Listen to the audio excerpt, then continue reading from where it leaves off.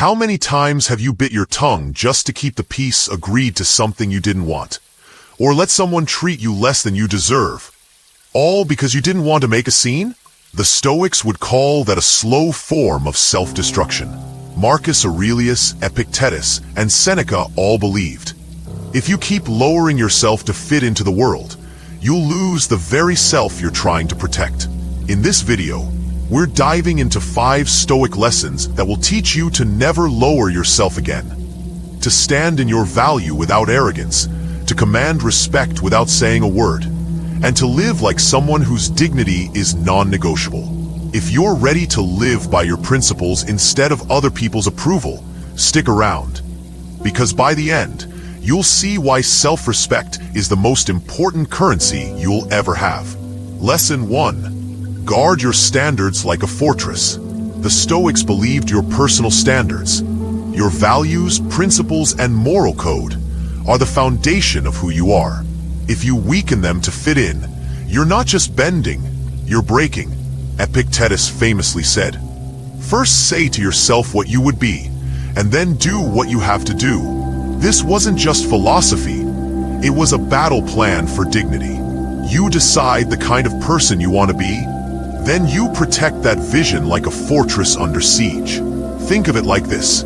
Every time you say yes to something that violates your principles, you're opening a small crack in your fortress wall. At first, it's barely noticeable, but over time, those cracks become gateways for disrespect, manipulation, and self-doubt to flood in. Soon, you're no longer living by your standards, you're living by theirs. Marcus Aurelius kept a journal, Meditations, where he constantly reminded himself not to let external pressures dictate his choices. He was Emperor of Rome, surrounded by flattery, power plays, and corruption. Yet he wrote, "If it is not right, do not do it. If it is not true, do not say it." Here's the truth. When you lower your standards for people, they don't respect you more, they respect you less. Why? Because people instinctively test boundaries. If they see yours crumble easily, they'll assume they can keep pushing. Guarding your standards doesn't mean becoming rigid or arrogant. It means knowing the difference between compromise and self-betrayal. Compromise is meeting halfway without losing yourself. Self-betrayal is erasing your values to please others. A Stoic guards their standards the way a soldier guards the gates. Not out of fear of others, but out of loyalty to themselves. So ask yourself, what are the 3 standards I refuse to compromise on? No matter the situation, write them down, commit to them, and the next time someone tries to make you step beneath them, remember, your dignity is the wall that keeps your soul intact. Lesson 2. Stop explaining yourself to everyone. One of the fastest ways to lower yourself is to constantly justify your actions, your choices, and even your feelings to people who have no right to demand explanations from you. Seneca once wrote, "We suffer more often in imagination than in reality." When you over-explain, you start imagining judgment where there might be none, and you give strangers, critics, or even friends a silent permission slip to sit in judgment of your life. Here's the problem. The more you explain, the more you invite others to dissect your reasoning, debate your decisions, and, intentionally or not, make you second-guess yourself. It's like handing over the steering wheel of your life and letting anyone grab it. The Stoic approach? Speak your decision once, clearly, and let it stand. You are not a politician campaigning for approval. You're a human being living by your principles. Think about how Marcus Aurelius operated. As emperor, he didn't have time to explain every decree or decision to everyone in the empire. He understood that people would form their opinions no matter what he said. So he focused on acting justly and let his actions speak for themselves.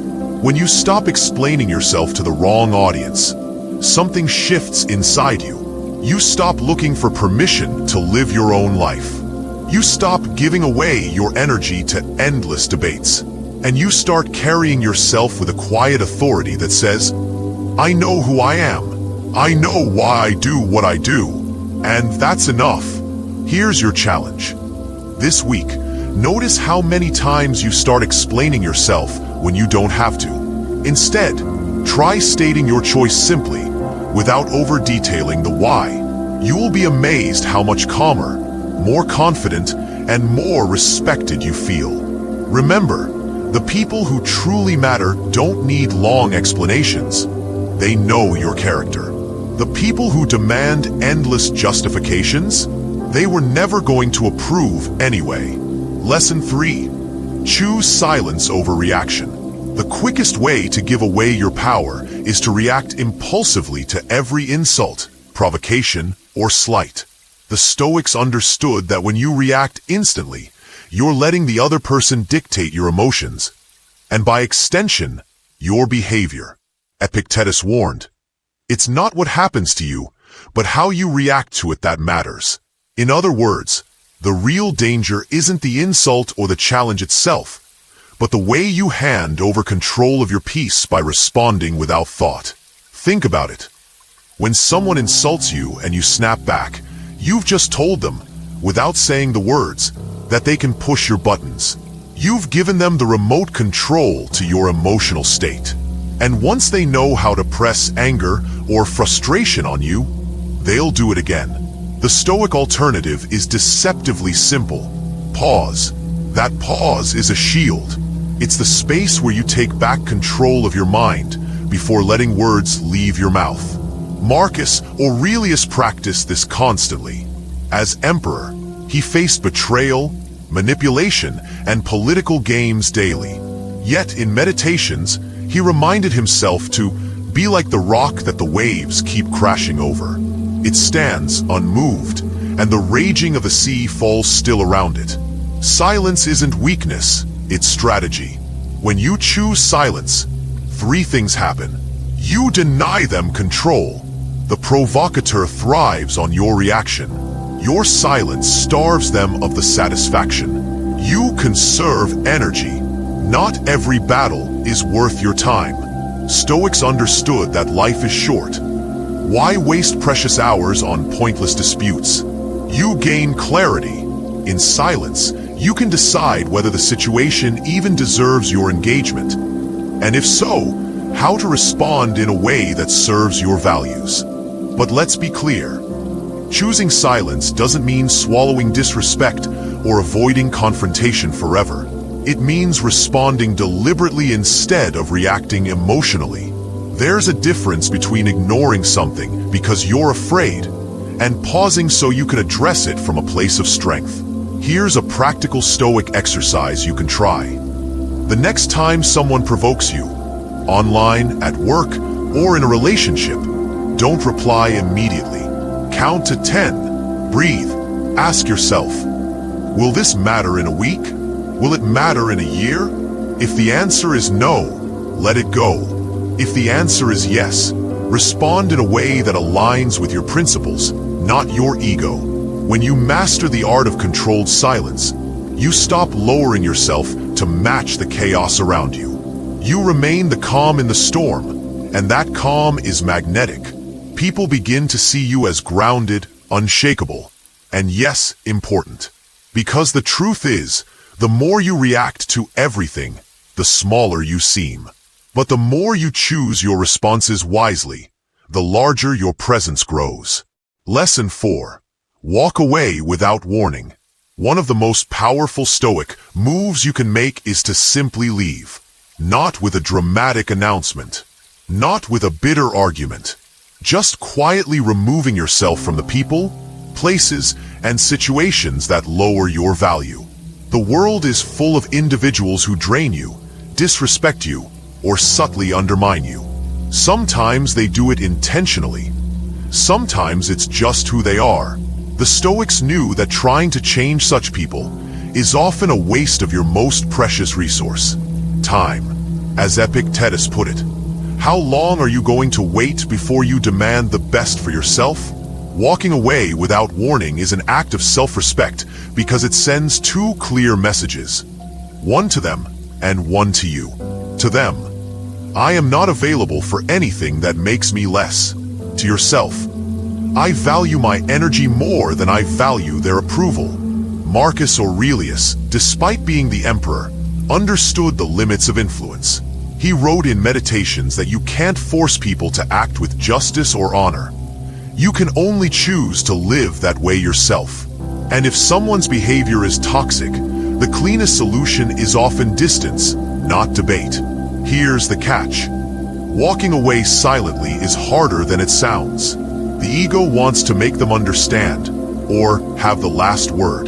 But the truth is, the more you try to explain your departure, the more you open the door to manipulation, guilt-tripping, or false promises of change. The Stoic way? Leave with dignity, not drama. Pack up your time, your attention, and your emotional investment, and redirect them towards something better.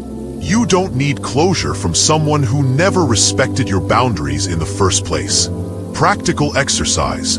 Identify one situation in your life right now where you know you're lowering yourself.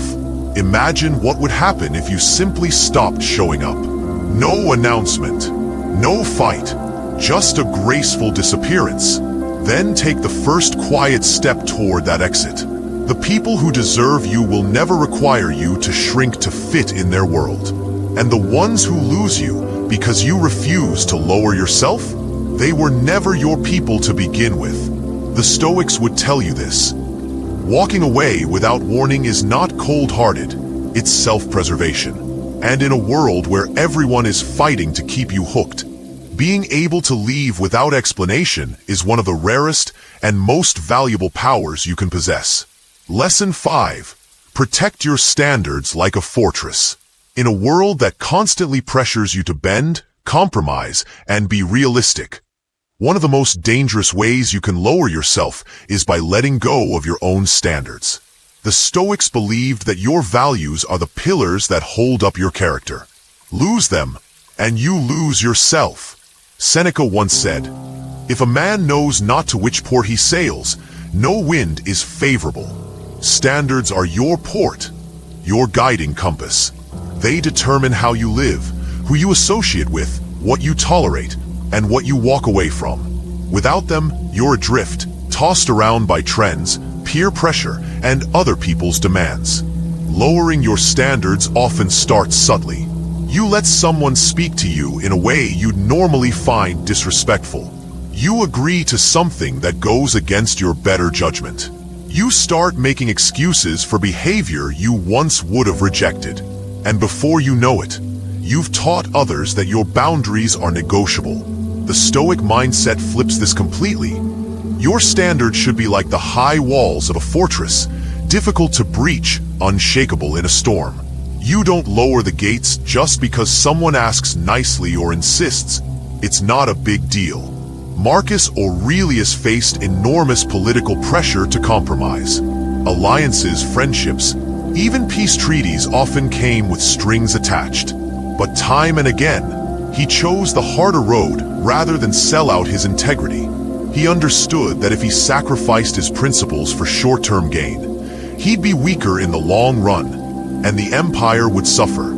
Protecting your standards isn't about arrogance or inflexibility. It's about knowing your worth so deeply that you refuse to trade it for comfort, approval, or quick rewards. It's about deciding, in advance, what you will and will not accept, and standing firm even when it's inconvenient. Here's a Stoic exercise. Write down 3 non-negotiables in your life. These could be about how you're treated, the kind of work you'll do, or the people you'll allow into your inner circle. Then ask yourself, have I lowered the drawbridge lately? Have I let someone in who doesn't respect these rules? If yes, it's time to reinforce the walls. The truth is, people treat you based on the standards you set. If you protect them like a fortress, you'll attract those who respect you and repel those who would drain you.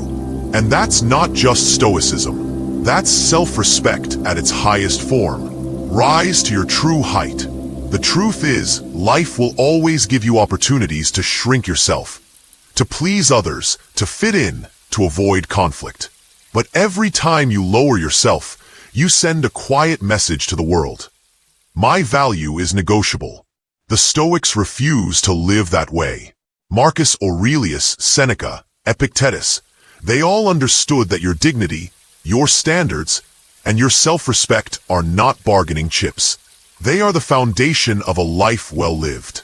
When you stop chasing validation, quit over-explaining, walk away without warning, guard your standards like a fortress, and refuse to let others dictate your worth, you stop playing small.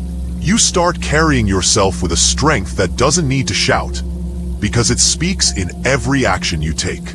So here's the challenge. Starting today, pick one lesson from these 5 and live it relentlessly for the next week. Watch how people respond differently. Watch how you start to feel different, stronger, calmer, untouchable. And if this message hit you hard, don't just click away. Subscribe, because every week we go deeper into the timeless Stoic wisdom that will make you unshakable in a chaotic world. Your mind is your fortress. Let's keep building it together.